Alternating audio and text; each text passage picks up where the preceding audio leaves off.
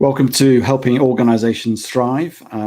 Today, I have the pleasure of Jeff Harry. Jeff, welcome to the show. Hey, thanks so much for having me. Yes, it's good to have you on. I know you were on our other podcast of Coaching Conversation with myself and Carey, so it's great to have a double episode with you on my own podcast. So I appreciate you coming on. I'm just going to tell the audience a little bit about you. You are an international play speaker and positive psychology play coach. You're the founder of Rediscover Your Play, which shows individuals, schools, and organizations how to tap into their true selves to feel their happiest and most fulfilled, all by playing. And you've worked with the likes of Google, Microsoft, Amazon, Facebook, helping their staff to infuse more play into the day-to-day. And I'm sure today we are going to have a playful, fun time. And I love that you're wearing your Lego bow tie. I got my fancy bow tie for today. This is great. So the question I always ask every guest on the show, just so we can get to know you a little bit more, is what do you love about what you do? That's a great question. I think what I love most when I'm working with like a team at a Fortune 500 company is when they are willing to step outside their comfort zone. As I'm helping a lot of these teams navigate really difficult conversations, like how to deal with a toxic person at work, how to deal with office politics, how to have hard conversations. So when you see a team starting to do that, when you see them actually taking risks, you see someone getting out of their shell, and they're connecting with each other at a more authentic, psychologically safe level. That's everything to me. I remember running a workshop in Australia right before COVID. It was our dealing with toxicity at work workshop. And people were like laughing and then crying in the same workshop because they were connecting on the fact that many of them had left a company due to a toxic person. And they thought they were alone in that. And then all of a sudden they were meeting random strangers that were also had the same story. So being able to facilitate that so people feel like they're not alone is really important to me. And when did you first realize that that's what you love, what you do, what you're doing today?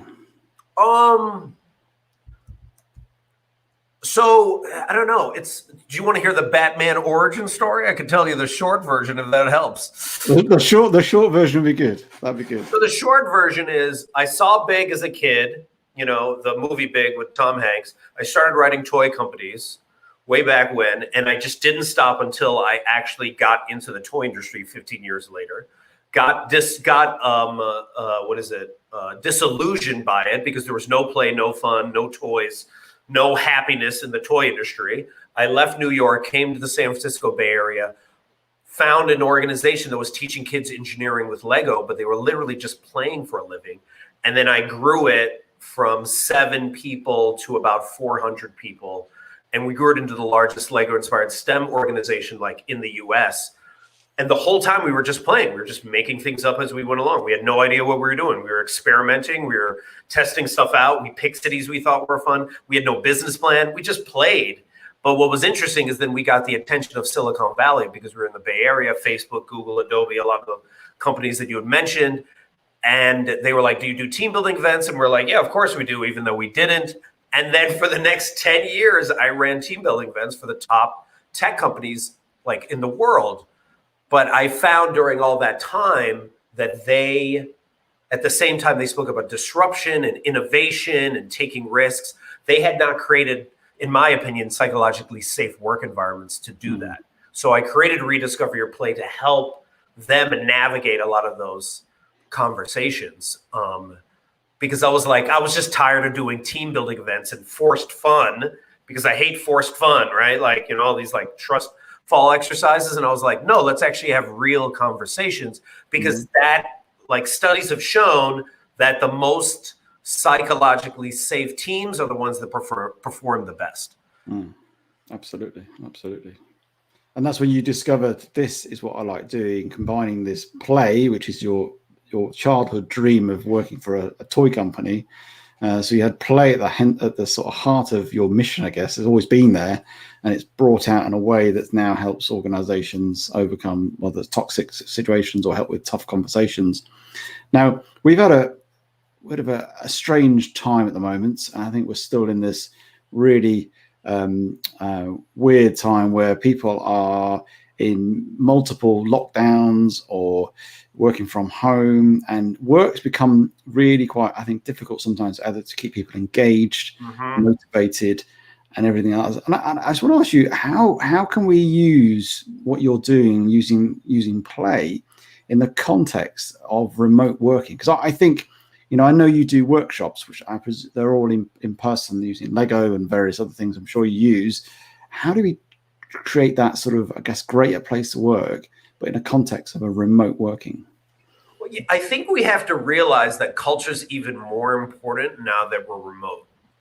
I've been talking to more and more leaders that are speaking to their staff less rather than more. And that's an issue. And I'm not talking about meetings for the sake of meetings. Like one of the best leaders I met, he has lunch with his team like every few days. That's all they do. They don't talk about work. They just have lunch together, like as a team on a Zoom call.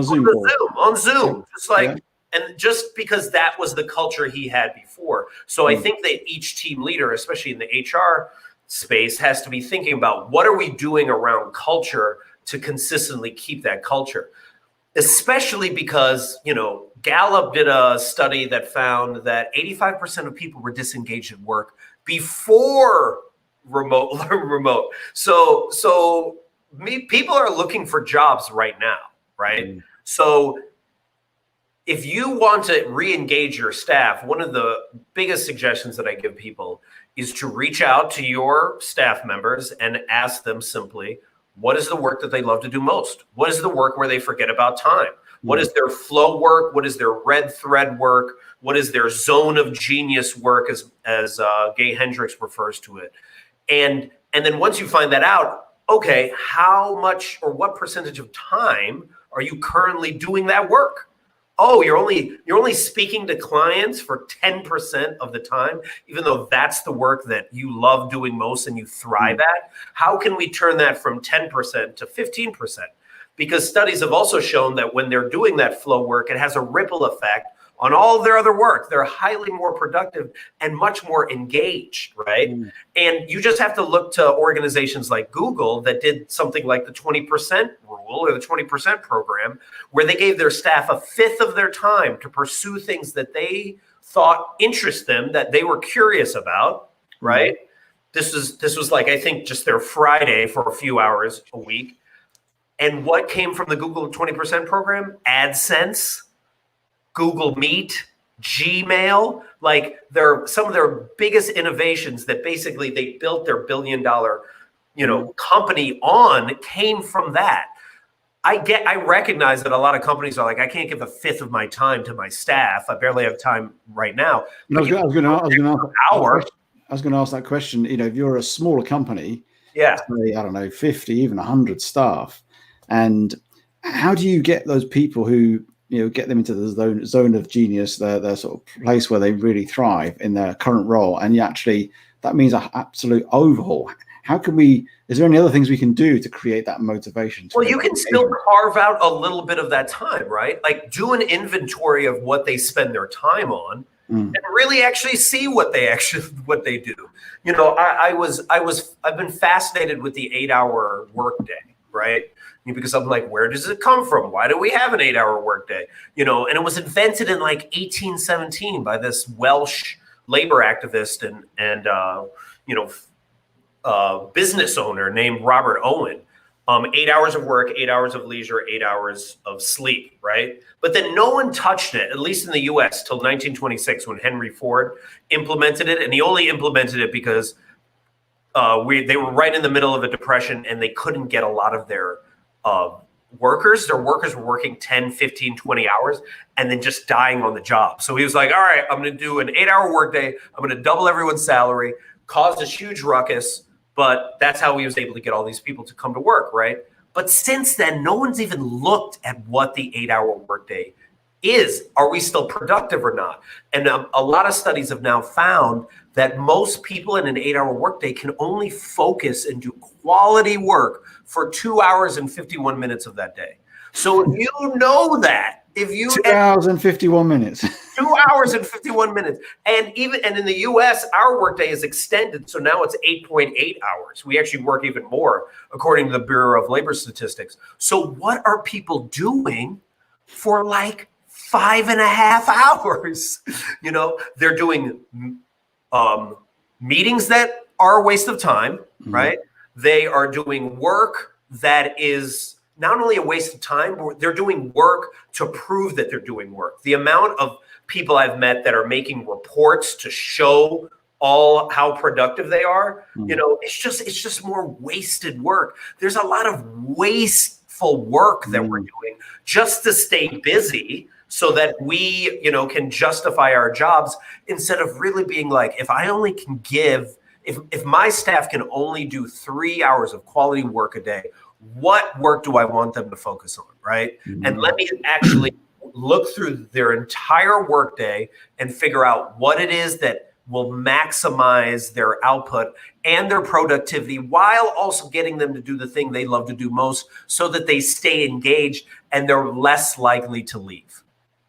Absolutely. And there's some real valid points, I think, on that sort of 8 hours of working, and where it's come from, why it's there. And I talk a lot of my clients about creating more, having impacts as opposed to in terms of results, rather than what you're doing. Yes, you have to do things to create the impact, to create the results, but measure yourself more on the outputs of those results, as opposed to, I spent 10 hours doing this, 8 hours doing this. Now, I know in the remote working world, I think some people are probably starting to work longer, or at least stretching their work days, whether they're challenging of the homeschooling, or just jumping on something in the evening just to finish something off, and almost they're not really switching off in that context. So how do we, I suppose, help organizations through this play, bringing play into the sort of equation? How do we bring play, and how are you doing these sort of play sessions now in the remote context? Are you doing it in the remote context? I mean, that's a, so be interesting to understand, because I think there's something about play, and I'd love you to tell the audience how play helps us psychologically, but also what aspects of you're doing in the remote context of play that really helps drive sort of productivity, engagement, and everything else. So first off, let me define play, right? So play, at least how I define it, is any joyful action where you're fully present in the moment, that has no purpose, that has no result, where you don't have anxiety about the future, you don't have regrets about the past, you're just fully involved in the process.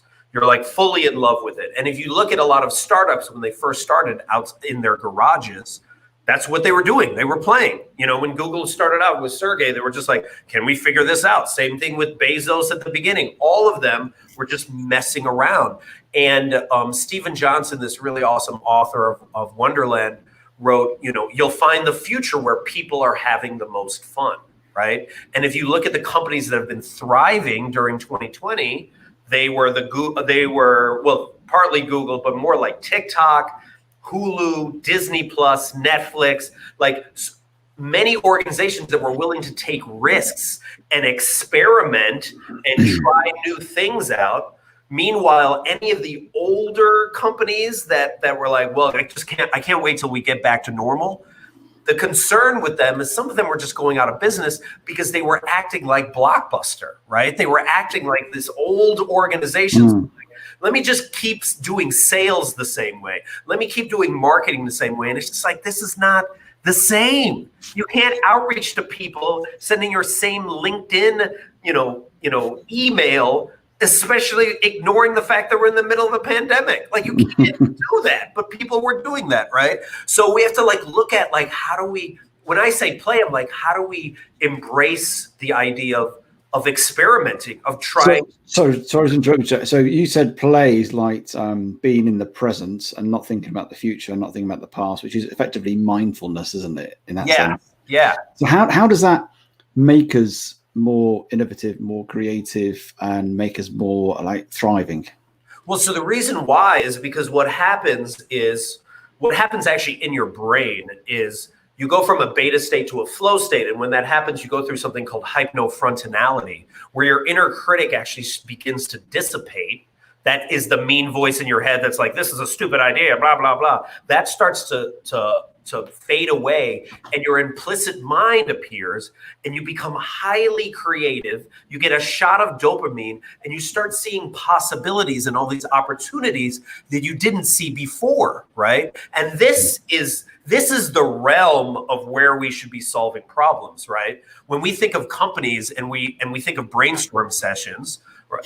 Think about it. We get into a box room, sit, around a box table, and then we're like, we have an hour. Let's hear the best ideas. Like, you are not setting yourself up to create the atmosphere where you can actually experiment, play, and try things out. So when I say to team leaders, like, how do you infuse play? Think about your next project or your next challenge, right? And embrace, like, all right, this is the way we've always done it.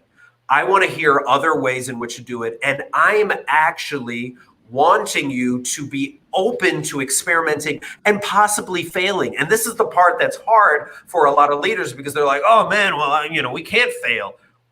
You are not in the position right now, especially because of all the uncertainty, not to try to fail.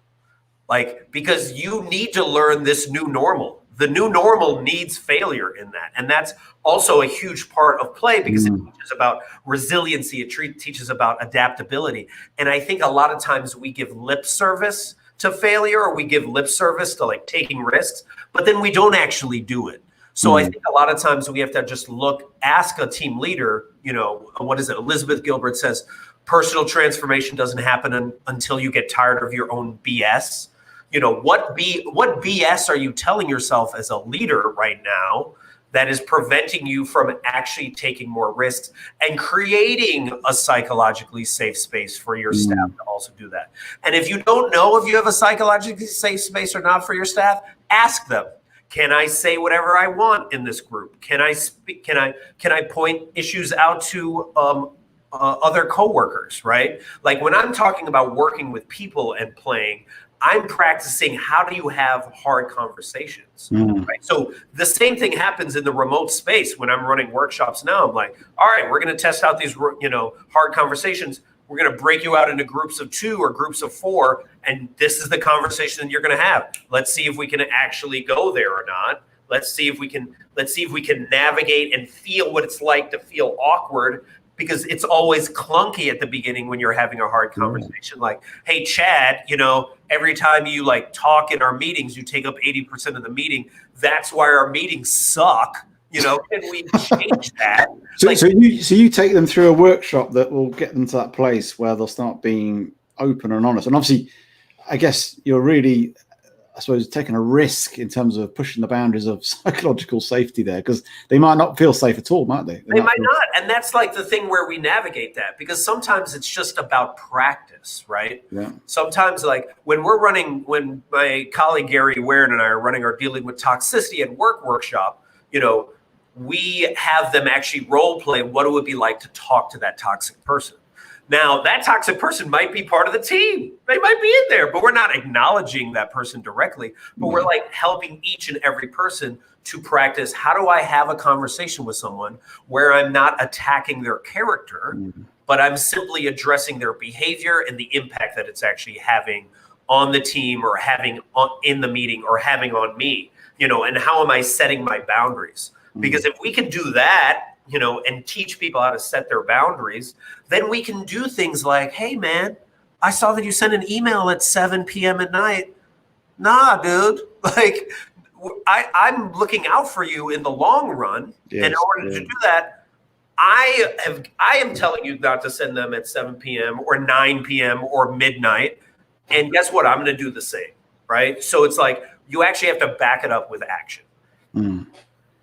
So going back to the mindfulness aspect and using play, what exercises do you do to get people into that place of being more mindful using your play sort of techniques? Well, some of them, one of the workshops I run, Your Future is Where Your Fun is, we have them actually look back at what they loved to do as a kid, right? So, I run this with my colleague Lauren Yee, and she loved to play sardines as a kid. It's reverse hide and seek, where one person hides and another person hides, and they all pack in like sardines. And there's one last person be like, "Where is everybody?" And they're all giggling in the corner. Don't do it during COVID, social distancing, but afterward, you should try it. Even as adults, it's amazing. But what she identified when we broke down the values of that is she loved the fact that it involved creativity, collaboration, and connection. Those were her play values. So then we like to then take those and be like, what is the aspects of my job right now that involve creativity, collaboration, and connection? Are there any people that are writers that are part of your team? Can they help contribute with some of the blog posts that are happening or some of the newsletter stuff? Are there any people that love being in front of camera and right now, like, your content is really weak? Is there something they can do with this? And then again, this is not all of their time. We're talking about like 1 or 2 hours, but them being allowed to do something creative, again, does two things. It first shows them that you care, that you're like, I see you and I actually care about you, right? And then the second thing that it does is it gives them an opportunity to have a little fun, and have a little playground at work. So they start associating work with a fun place to be at. And right now, that's not the association we have, right? We're at work 2,500 hours if you're working 50 hours a week. 2,500 hours, the whole year is only around 7,000 to 8,000 hours. So if we're devoting that much time to work, shouldn't it be fun? Shouldn't some of this be fun, right? Some of it, agreed. I totally agree. And then the other thing that you can take in consideration as a team leader is you should know the languages of appreciation of your staff. How do they like to be appreciated? Do they like gifts, which is bonuses? Because if they like bonuses, studies have found don't give them just at the end of the year. If you spread it out over the year, whenever, especially when they do something great, that recognition motivates them to stay engaged. Do they like words of affirmation? Give them credit in front of their colleagues, recognize them to other staff, team leaders, just so that they know that at some point they can move up in this company. Do they like acts of service? Hey, maybe they're going through something with their family and you contact them and you're like, hey, let me take this work off, let me take this off you for just a little bit so that you can deal with that because I got your back. Take the rest of the day off. So when you're doing things like that and showing that you understand who they are, that level of engagement that you're showing causes them to be more engaged. And that's all with a play-oriented mindset. I love it. I love that. And I love that using the sort of 5 love languages. And it's often used more in a parenting approach with your children. Right. But actually approaching people where somebody needs like quality time, and that might be they really value more of a one-to-one more than others. And you should have one-to-ones with everybody, but using that as a really way of meeting their needs, but inspiring them and engaging with them. I really like that. I mean, let's even look at quality time. You can keep someone that loves quality time at a company by simply having lunch with them once a week, or once every 2 weeks. Yeah. Over Zoom. That's it. Nothing else. And they'd be like, man, I really love this job because this person's willing to take the time. So you would just have to remember that a lot of these things that we're asking people to do, not that hard, just not that hard. Well, it's almost as a leader, it's stepping back a little bit and thinking about your team, thinking about as individuals who work for you, and I guess making your approach them a bespoke, customized to them as an individual, as you would with a client and a customer. You focus in that way, and I think we try to do broad brush stuff because that feels easy. We all go in this course, we all do this approach. Actually, going to Mary, she really loves gifts. I'm going to give her bonuses, or I'm going to give her a gift for a birthday, or whatever it may be. Understanding their love languages and starting to create that, or asking them, what is the thing they really love to do, and then bringing them involved in projects that perhaps they are more creative, but they're not in a role right now. But actually, we want you to get involved in this new innovation project, which we want to bring more creativity. And it's that sort of just bespoking it and looking out for your people and then looking them beyond where they are now, but looking beyond to their potential, really, I guess, as well. And now, just being the, call it devil's advocates, you have that person or people who, do you know what, this play stuff, this mindfulness stuff, it's a load of tosh. I don't believe it. I don't think it really works. And so how do you get those sort of people who are, I guess, less likely to engage, perhaps they're cynical, perhaps they've had a bad experience of it? How do you get them on board with this? Well, so the thing that's interesting, I hate forced fun. All right. I hate it. I hate the idea that you have to force people to enjoy themselves. Right. So I consider play like it's like a playground. Right. And some people are playing and some people are not. So even when I'm running a lot of these workshops, some people are like, yeah, this is just not for me. Sweet. Just observe, stay on the outside and just hang out. And if you want to engage later on, awesome. But if you're not buying it, you don't have to at the beginning. You know, a lot of times people don't buy the whole point of taking risks and brainstorming and trying things out because they're scared because at their last few jobs, they got fired for that. So like, I get that. A lot of people have some trauma from back then. So I don't force that.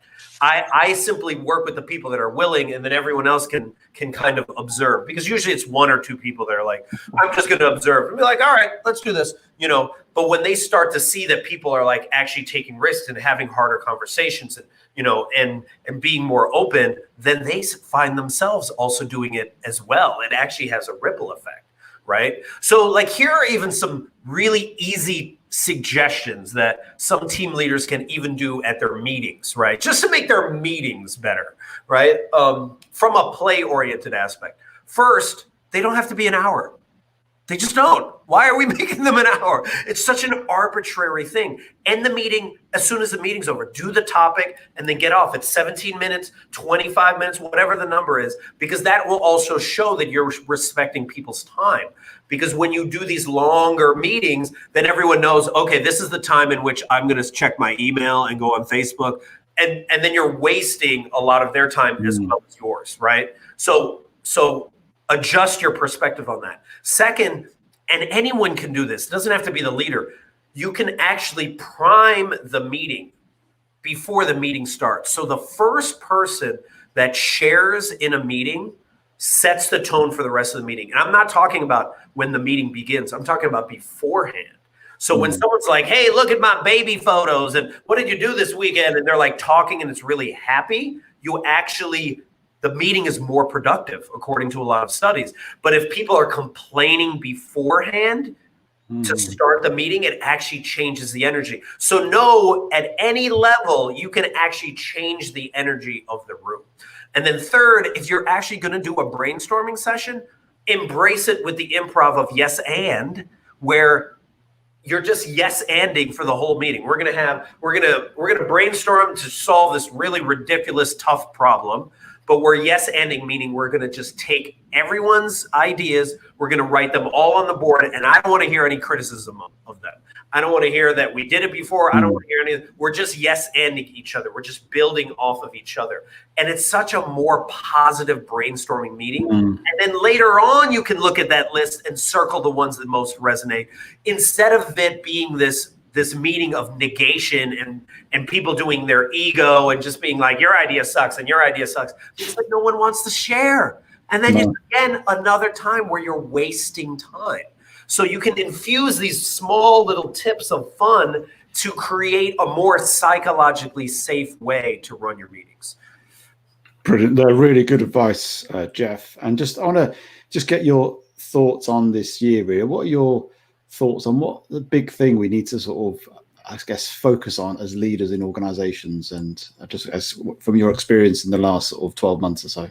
Shared humanity, dude. Like, we need to be asking our staff how they're doing, and not in the cliche way, but being like, hi, how is this, right? We need to have shared humanity and transparency of what's going on with our organizations. I think a lot of staff are struggling to be like, how's the company doing? What's the company? And even if that leader doesn't fully know, simply being like, hey, I don't really know, what's going on with us. We're trying to figure it out, but I'm here with you. I'm in the trenches with you, and whatever I know, I will share with you, right? Like a certain level of transparency, a certain level of humanity, a certain level of willingness to show vulnerability as a leader will go a longer way in building trust and creating that psychological safe workplace that you want, rather than us like basically right now being close to the chest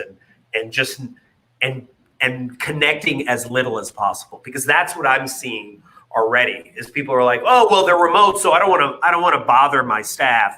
Oh, but they actually want to hear from you, and the less you actually connect with them, not in a forced way, but in a real authentic way, the less you're doing that, the more likely they're going to leave.